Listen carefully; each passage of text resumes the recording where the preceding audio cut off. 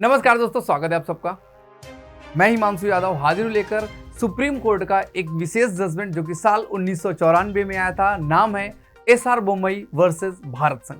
Case बहुत important है। Reason, यह केस 9 सुप्रीम कोर्ट के जजों के द्वारा सुना गया था, अर्थात संवैधानिक पीठ में 9 जज मौजूद थे और इस केस में आर्टिकल नंबर 356 को देखा गया था, अर्थात राष्ट्रपति शासन को देखा गया था।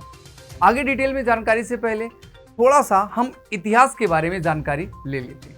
दरअसल साल 1988 में कर्नाटक में जनता पार्टी और लोक दल पार्टी दोनों ने मिलकर जनता दल का निर्माण किया और जनता दल में एसआर बोम्मई सरकार बनी और इस सरकार में दोनों दलों के नेताओं को मंत्रालय में शामिल किया गया। 13 मंत्री बनाए गए और सरकार चलने लगी।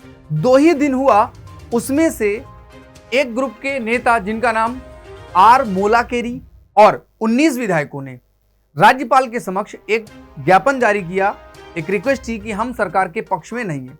तत्कालिक राज्यपाल वेंकट सुबैया ने इन लोगों की बातों को एक्सेप्ट किया और एक रिक्वेस्ट की केंद्र सरकार से। तत्कालीन राष्ट्रपति से उन्होंने अपने अधिकार यानी कि अनुच्छेद नंबर 356 के तहत जो प्रतिवेदन करना था उसमें उन्होंने बताया कि अब कर्नाटक में जो सरकार है उनके पास वर्तमान समय में मौजूदा सरकार के लिए जो बहुमत होना चाहिए वो मौजूद नहीं बचा, अर्थात सरकार को बर्खास्त कर देना चाहिए। हुआ भी ऐसा। केंद्र सरकार ने कर्नाटक में राष्ट्रपति शासन यानी कि आर्टिकल 356 को लागू कर दिया और जब 356 लागू हुआ तो वहां की सरकार क्या हो गई? बर्खास्त हो गई। ज्यादा जानकारी के लिए, ज्यादा डिटेल में जाने के लिए जब लोग कोर्ट पहुंचे तो पता चला जो 19 लोगों ने हस्ताक्षर करके राज्यपाल से रिक्वेस्ट की थी कि हम सरकार के पक्ष में नहीं है, पता चला कि उन लोगों के जाली दस्तक थे, यानी कि वो दस्तक सही नहीं थे, वे दस्तक गलत थे, फर्जी थे। अब ऐसे मामले में जब केस कोर्ट पहुंचा तो कोर्ट ने कहा ये गलत है और कोर्ट ने पुनः सरकार की बहाली कर दी और अपने जजमेंट में उन्होंने बहुत सी चीजों को क्लियर किया। उन्होंने कहा कि अगर अब कभी भी किसी राज्य में कोई भी राष्ट्रपति शासन लगाया जाता, 356 का प्रयोग किया जाता है, तो वहां पर सुप्रीम कोर्ट उसका न्यायिक पुनरावलोकन कर सकता है कि क्या ये सही है, क्या ये गलत है, और अगर लगाया गया है तो उसके क्या आधार हैं। अगर ऐसा होता है कि लगता है कि जो सरकार है वह अब बहुमत में नहीं है तो इसका डिसीजन फ्लोर टेस्ट पर होना चाहिए। फ्लोर टेस्ट करने का मतलब है कि इसका डिसीजन हमें विधानसभा के अंदर करना चाहिए, राज्यपाल के घर में इसका कोई डिसीजन नहीं होना चाहिए।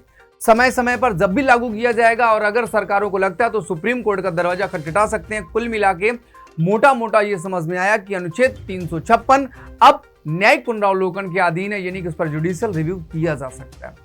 अगर हम इस आर्टिकल 356 के बारे में थोड़ा सा समझे डिटेल में तो मैं आपको बता दूं, आर्टिकल 356 कहता है कि जब राज्य का शासन कानून सम्मत ना चलाया जा रहा हो तब राज्यपाल प्रतिवेदन करेगा अथवा राष्ट्रपति को स्वतः ऐसा लग जाए कि उस राज्य का शासन सही ढंग से नहीं चलाया जा रहा, अथवा 365 के तहत, आर्टिकल 365 के तहत केंद्र सरकार को लग जाए कि राज्य में सही ढंग से कानून नहीं चलाया जा रहा है, तो वह राज्य सरकार को बर्खास्त कर सकती है या वहां पे राष्ट्रपति शासन को लागू कर सकती है।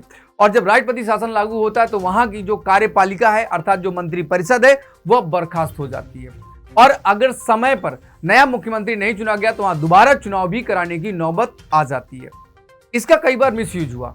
साल 1950 से लेकर 1994 तक 100 बार से ज्यादा लगाया गया आपका राष्ट्रपति शासन। सबसे पहली बार राष्ट्रपति शासन 1951 में लागू किया गया और 1951 में जो राष्ट्रपति शासन लागू किया गया पंजाब में लागू किया गया और आगे 1995 से साल 2021 तक 20 से अधिक बार राष्ट्रपति शासन लागू किया जा चुका है। इन सभी बातों को देखते हुए थोड़ा सा इसका न्यायिक पुनरावलोकन करना जरूरी था। आगे एक और बात आप जान लीजिएगा कि जब पहली बार राष्ट्रपति शासन लागू होगा तो वह 60 दिन के लिए लागू होता है।